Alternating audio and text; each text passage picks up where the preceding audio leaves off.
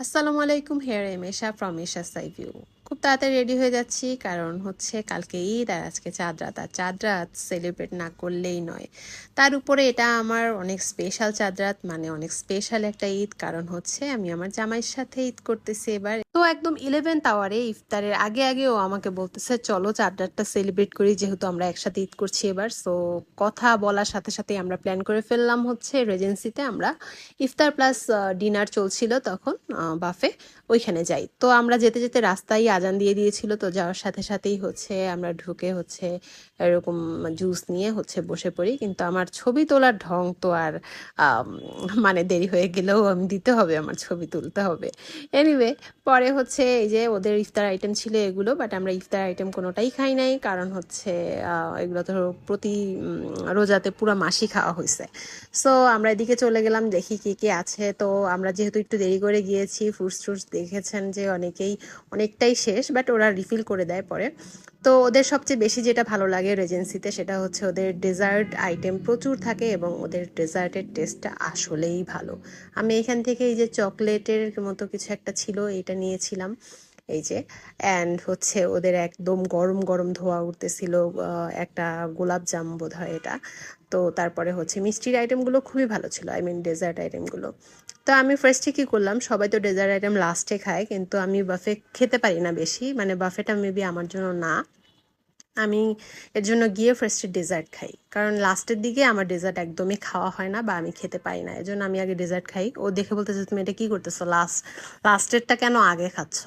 Anyway, তো আমরা হচ্ছে ডেজার্ট খাওয়ার পরে এভাবে করে আমি নিয়ে নিচ্ছিলাম। আর আমার একটা প্রবলেম হয় কি, আমি একবারে যদি যা নেই ততটুকুই খেতে পারি, সেকেন্ড টাইম নিতে গেলে আমি আর খেতে পারি না। তাই যতটুকু পারবো বা যতটুকু যা যা খেতে ইচ্ছা করছে আমি একবারে টুকটাক করে নিয়ে নিচ্ছি। এগুলো হচ্ছে ওদের সালাদ আইটেম। ওদের ডেকোরেশনগুলো বাপরে অনেক সুন্দর, আমার কাছে ভালো লাগে। অ্যান্ড 5 স্টার হোটেল তো আর এটা না, রেজেন্সি, এটা 3 স্টার ওরা হচ্ছে ক্লেম করে। তো 3 স্টারের অন্যান্য যেগুলো আছে সেগুলোর সাথে তুলনা করলে আমার এই রেজেন্সির খাবারটা বেশ ভালো লাগে, অ্যান্ড ওদের ডেকোরেশনটা আমার খুব ভালো লাগে। এনিওয়ে, আমি হচ্ছে যা যা খাবো তা নিয়ে হচ্ছে বসে গেলাম, কারণ ওই যে সেকেন্ড টাইম আমি খেতে পারি না, নিলে যা নেই একবারেই নেই। সুশি নিয়েছিলাম, সুশি আমার কোনো কালেই ভালো লাগে নাই, তারপরে ওইখানে খেয়ে দেখলাম আছে মোটামুটি। ওই যে ডেকোরেশনের কথা যেটা বলছিলাম, ওদের ডেকোরেশনটা খুবই ভালো। তো ওর দিকে ক্যামেরা ঘুরাইলেই ও এইরকম করে, মেজাজটা আমার খারাপ হয়ে যায়। এনিওয়ে, আমাদের হচ্ছে খাওয়া শেষ হওয়ার পরে আমরা একদম রুফটপে চলে যাই, যেখানে সুইমিং পুল আছে। অ্যান্ড এই জায়গাটা অনেক সুন্দর লাগে আমার, আমি যখনই রেজেন্সিতে যাই এই জায়গাটাতে একটু হলেও ঢু মারি। তো আমি হচ্ছে গিয়ে এরকম সুইমিং পুল দেখে এবং পাশে একটা বসার শোয়ার একটা এরকম দেখে আমি হচ্ছে টায়ার্ড হয়েছিলাম, তো আমি কী করলাম, শুয়ে পড়েছিলাম। তো শুয়ে পড়ার পরে আমার হাজব্যান্ড আমার একটু ফুটেজ নিয়ে নিল। এনিওয়ে, তারপরে মনে হলো না, শুয়ে থাকলে তো চলবে না, আমার তো প্রচুর ছবি তুলতে হবে, ঢং করতে হবে। সো আমি এর জন্য উঠে গেলাম, বেশিক্ষণ শুয়েছিলাম না। তো ঢং শুরু, এই যে হাঁটাহাঁটি করতেছি, ভাবটা এমন যে আমি কিছু দেখি নাই, ক্যামেরা আমি দেখি নাই, আমি এরকম ঢং করতেছিলাম।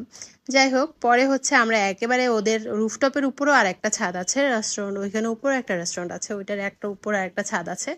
তো ওই জায়গাটাতে যখন আমি ওকে নিয়ে গেলাম, ও বলতেছে ওয়াও, ওই জায়গাটা দেখলে তো বোঝাই যায় না যে এটা বাংলাদেশ নাকি বিদেশ। তো আমি তখন বললাম জি, এটা বাংলাদেশি, আমাদের বাংলাদেশি বিদেশের থেকে অনেক সুন্দর, আপনাদের থেকে ভালো আছে। সো আজকে এ পর্যন্তই, আল্লাহ হাফেজ।